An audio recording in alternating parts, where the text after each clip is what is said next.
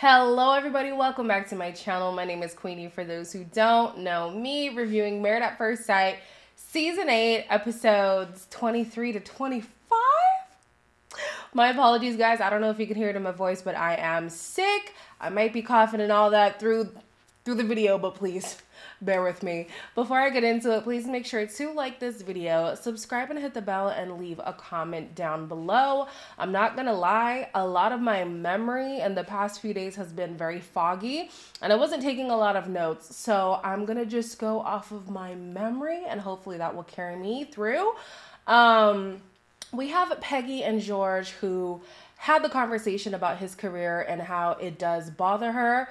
George is trying to, you know, clear up the tension between them, but it's still there. It's always been a massive red flag. Right. Do you understand why it hurts me to see that? And do you understand the request for videos and squatting in the outfits?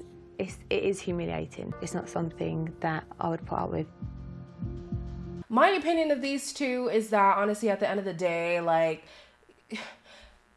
though I feel like George does put on a front, when it comes to what he does for work, he's always been honest with Peggy about that. So why she's now making it this big thing, or not even now, but she's been carrying this throughout the season as if he didn't already tell her in the beginning. If you really had a problem with it and it really was a non-negotiable for you, you should have left weeks ago.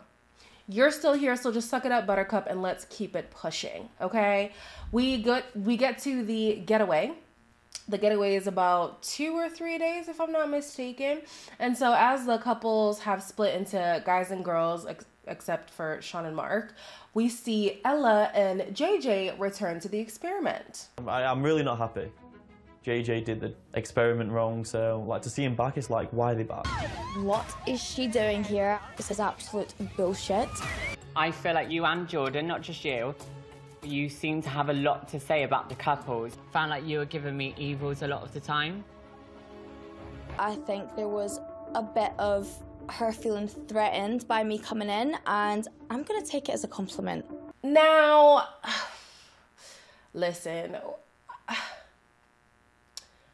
there are some times when I see like a secret rendezvous couple come back to the show and I'm like, you know what? I'm not mad at it. I actually don't feel like Ella brings enough to bring back to the show. And even when we saw them interact with each other on the show, I didn't think that their relationship showed enough substance to want to bring them back. And so it kind of plays into what Nathaniel was saying, in that Ella was going to be on the show come hell or high water. He was just a chess piece in the game of it all. Honestly, I think that maybe JJ was potentially matched with Ella at first, but they wanted to like throw a spanner in the works and put Nathaniel in there and have there be this big scandal, and then true love prevails and whatever. Whatever, they're here now, okay? A lot of people do have an issue. Erica is the most vocal on the women's side, and on the guys' side, Jordan is very vocal about it, but Jordan has been vocal about a lot of things, and it's really rubbing the men the wrong way. I've said this before, I feel that sometimes you do spit a bit of poison. And sometimes when you speak, I feel like sometimes you just say what you think at the moment rather than think of the consequences. Yeah. Every single argument that's happened, whether you're involved in it or not, you get involved. The thing about Jordan for me is sometimes even when he's right, just the way that he delivers the message makes him wrong. And so he's been getting on my nerves too. And I mean,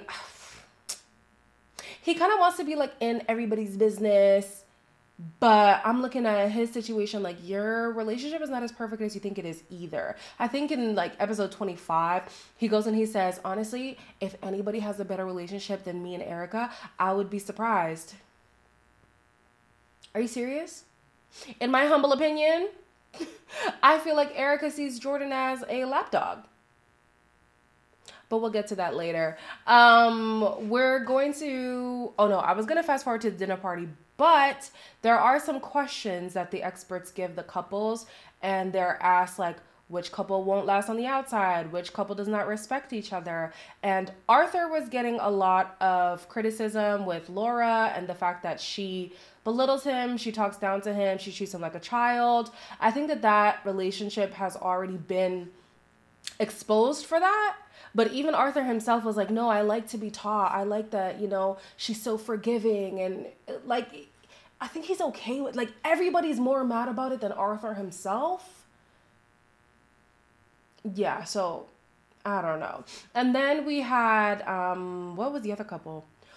Oh, I think people made comments about Peggy and George as well, basically saying that they don't think that it'll last on the outside, but that's not even the kicker, okay? The kicker is with Jay and Luke. So Jay exposes that Luke basically called her a pushover and she didn't like that. On the guy's side, he was saying that he wants to be called out on his actions a little bit more. The problem is he's trying to do things purposefully to piss Jay off. Basically, he's turned around to me and said, at the minute, I feel like I could go out, get a girl's number and come back and you not be bothered. I would not brush it over and just sit here and let you do stuff like that. I'll be off. I'll be gone. But why is that even...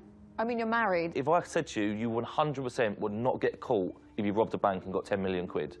You would go out and rob a bank. If someone gives you, like, an inch, eventually you're going to take a mile. Yeah, yeah. Do you know what I mean? And I don't want to be put in that situation. I don't know why he would say that cheating thing, like... Why are you fishing to piss? It reminds me of those situations where somebody in the relationship is very evidently done with it, but they don't want to be the person to call it off. So they find ways to make the other person call off their relationship. And then to make matters worse, Luke is going to give this analogy of, if you were going to be absolved of the repercussions of robbing a bank, wouldn't you rob the bank? And the guy said, yeah.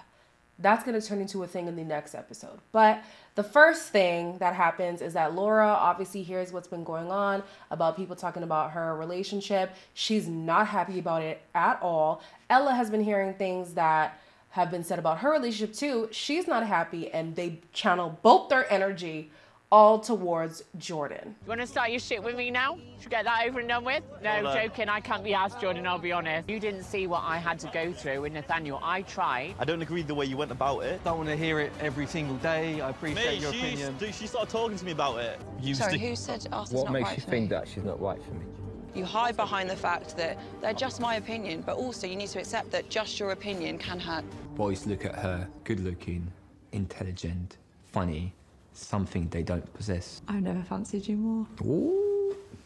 I kind of like that they gave Jordan the energy. I feel like Jordan is just a yappy kind of guy. And like I said, sometimes I do agree with him, but it's just the fact that he's too he's too in everybody's business that just makes me think, like, just shut up. I don't want to hear it anymore. You know what I mean? George is similar. And it's interesting how these are the two guys who have been so vocal about other people's relationships when their own relationships are in shambles. Okay, so basically Ella doesn't make it a big thing after that. She called Jordan out. She feels vindicated. Then Laura, I think she was calling people out again at the table, basically saying, you don't know my relationship. You don't know the effort that I put in. You don't know Arthur behind closed doors. And honestly, other people in this room have said negative things about him too. So pot, here's kettle. Okay, don't act like I'm the only one who has noticed maybe like an imbalance in intellect and stuff like that, but it seems like she's okay with it. It seems like Arthur's okay with it, so we're just gonna act like we're okay with it. Then we have Jay and Luke's whole pushover situation, right? They talked about it, but they didn't talk about it when Luke was there. Then Luke was feeling sick. He went to go lie down. Now that Luke was gone, they were really getting into it, and of course, Jay did not like it. The only reason I got angry with him is because he mentioned this bank analogy, and I didn't agree with it. He said something yesterday that Jordan said to me. If he knows that he could go get with another girl and get away with it, then he could. I just stay silent because, like, robbing a bank has not got anyone's emotions or feelings involved. You've got a wife. Why is he saying that? Unless he's a cheat, why is he saying about referring that to getting another girl's numbers? Because that to me is cheating. I'm kind of on the fence with this whole thing because with Jay, she admitted that she is a people pleaser. And she's admitted to having to bite her tongue sometimes in this process. And so maybe you're not a pushover, but you're definitely not showing up authentically, not in your entirety, right? So Luke kind of does have a point in saying she kind of just lets me get away with stuff because she doesn't call me out, even if she doesn't agree with something. Now, I don't think that he should then push those buttons to make her tick. I think that that's wrong. But I think that he does have some reasoning to say that. It's not coming out of nowhere, right? She gets like really heated about it, and then she wants to talk to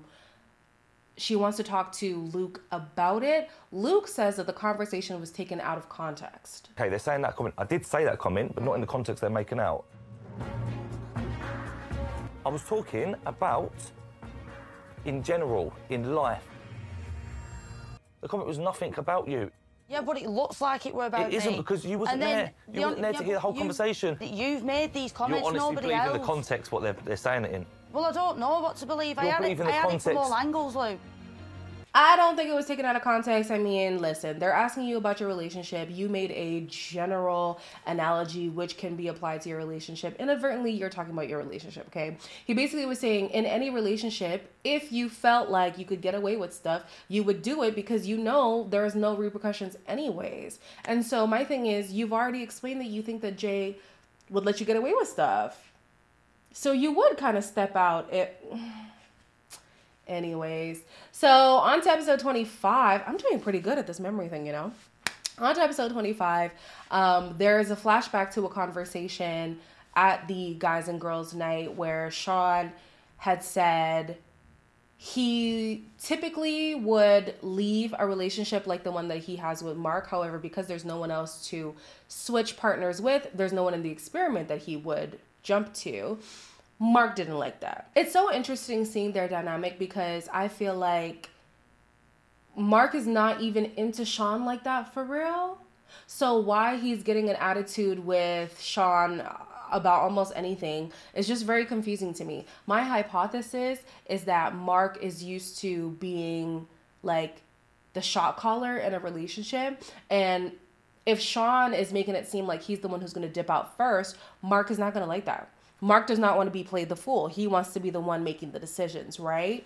So I think that's the core of his thing. I don't think he's really hurt. They have a friendship, and I think it's just going to end there. It's not really a good run for the gay couples on the UK season, you know. Because even last year, that's what happened too. Yeah, the gay couple just became friends.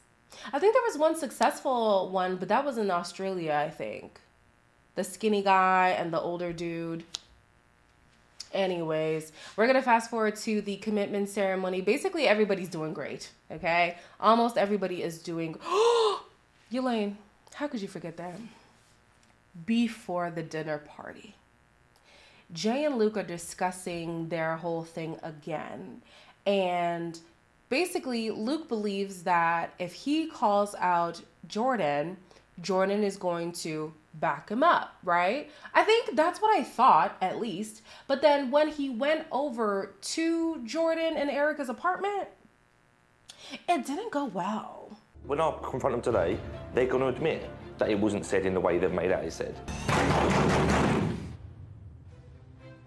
Oh my God, I feel like my heart actually just fell at my arse. Why are you banging on my door like that? Because I fucking like... Stop it! Stop! Oh my God! Stop it!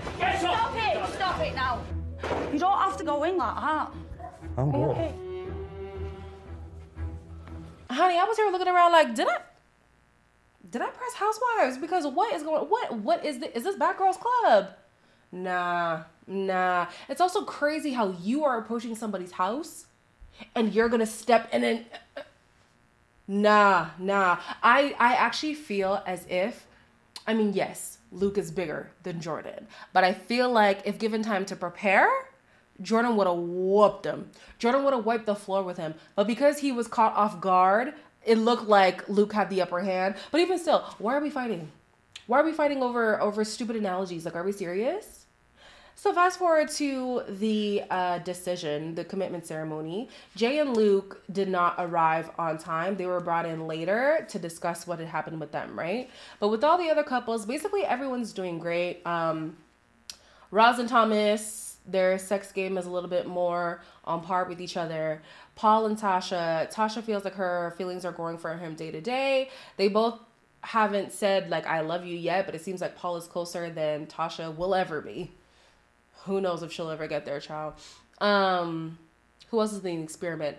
Adrian and Matt.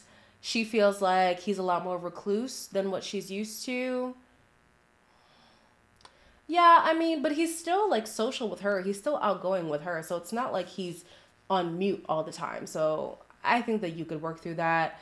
With Erica and Jordan, they feel like they're going from strength to strength, that everything's great between them, even though we know it's not. With George and Peggy, it got a little weird for me with George and Peggy, I'm not gonna lie. I do understand that George does have feelings for Peggy, but I didn't expect him to be so emotional at the fact that she doesn't really respect what he does for a living. I honestly thought that if there was anything to break us, it would be that video. It's something that you wouldn't want your partner doing whilst you're with them. I've had to defend George. It's just got to a point now where I'm exhausted. I am genuine, and it obviously kills me inside to hear that people don't think I am. I can't do it any longer. He needs to change. George just thinks that I'll continue to defend him again and again and again, and he can get away with inappropriate actions and behaviours. The deduction that I have for this relationship is that at the end of the day, Peggy is embarrassed of George. She's embarrassed of the fact that he is a man-child. She's embarrassed of the fact that he has this bravado front that isn't really real. She's embarrassed of the fact that she always has to make excuses for him or apologize on his behalf. Now he's become a viral sensation in her family. It's just embarrassment, embarrassment, embarrassment. And she's been looking for reasons to want to dip out. And finally, this whole job thing has been a reason. So she wrote leave. However, George's tears made her like reconsider. Even still, because he said stay, they have to stay. But yeah, I don't know. Since they've both been on reality shows before this show, I think it's just wanting to stay on the show. But let's move on. Who else is in the process? Sean and Mark.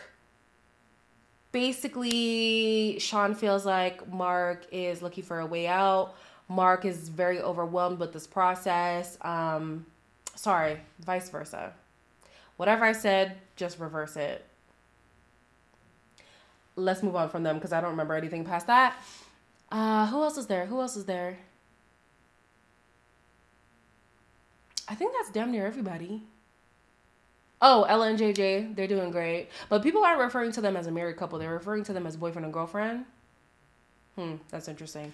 So then we get to the Jay and Luke situation. And Luke came in very apologetic. I'm pretty sure because he knew he was going to be dismissed. Not one person mentioned any positive comments I made about her.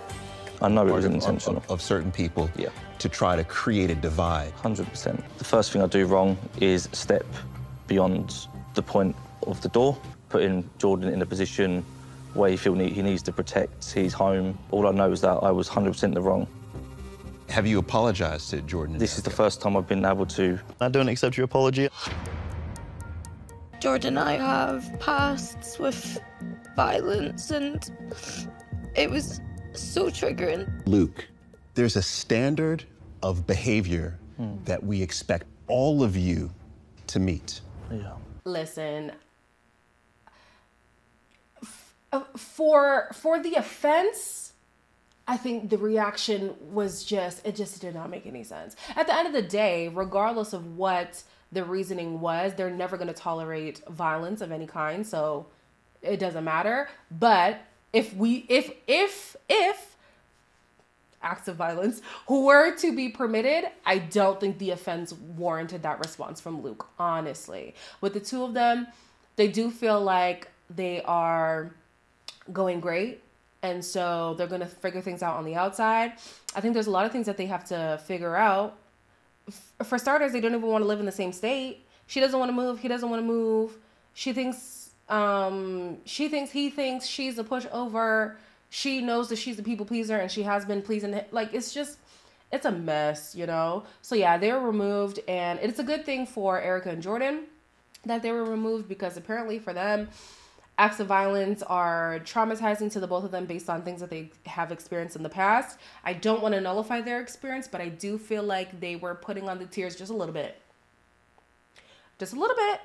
I want to add context to why I think that. Definitely don't want to nullify what they have gone through. I have, however, seen Jordan online and the way that he's been taunting Luke, and honestly Luke has been doing it in return too. And to me, if the situation was as triggering as it was, I would think that he would want to be more delicate with the situation rather than make a mockery of what happened to him. So that is where that's coming from. I don't just think that they're liars for no reason.